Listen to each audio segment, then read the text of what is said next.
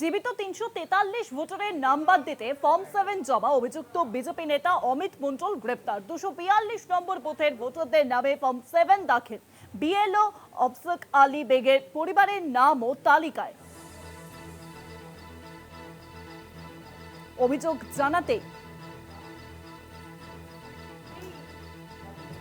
আরো জানবো এই বিষয়ে ফোন লাইনের সঙ্গে রয়েছেন প্রতিনিধি সৌমজিৎ চট্টোপাধ্যায়। সৌমজিৎ, দেখো শুভঙ্কী, ভোটার তালিকা থেকে জীবিতদের নাম বাদ দিতেছে 7 নম্বর ফর্ম ফিল আপ করেছিলেন তমলুকের পিতুল সাহা গ্রামের বাসিন্দা অমিত মণ্ডল, যিনি বিজেপি নেতা হিসেবে ওই এলাকায় পরিচিত। তিনি তার বাড়ি থেকে প্রায় 12 থেকে 13 কিলোমিটার দূরে তমলুকের পদুম বর্ষণ গ্রামের 242 নম্বর বুথের 343 জনের নামে 7 নম্বর ফর্ম জমা করেছেন, যার মধ্যে ওই যে 242 নম্বর বুথের বিএলও তার খোদ তার বাড়ির লোকেরাই রয়েছে।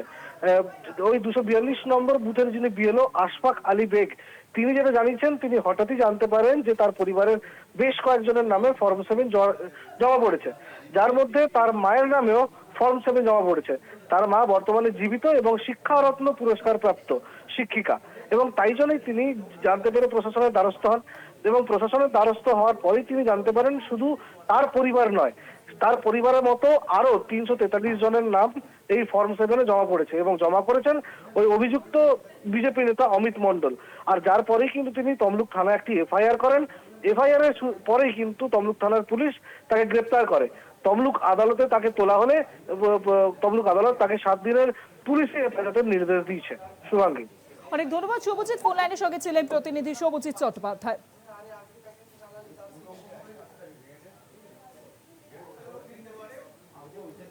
অভিযুক্ত বিজেপি নেতা গ্রেপ্তার। জীবিত ৩৪৩ ভোটারের নাম বাদ দিতে ফর্ম 7 জমা। তমলুকের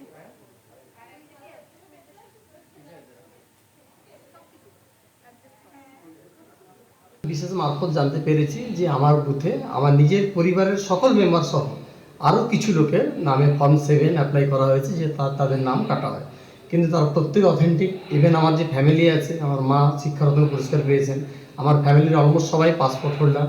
সুতরাং যারা বেঁচে আছে এবং অথেন্টিক সিটিজেন তারা, তাদের নামে ফর্ম 7 অ্যাপ্লাই করার জন্য আমি একজন যে বিশেষ ব্যক্তি করেছেন এটা, তিনি অন্যায়ভাবেই করেছেন, এটা পরিষ্কার একদম। সেই জন্য আমি তাদের প্রোটেকশনের জন্য এবং নিজের প্রোটেকশনের জন্য আমি থানায় একটা এফআইআর করি।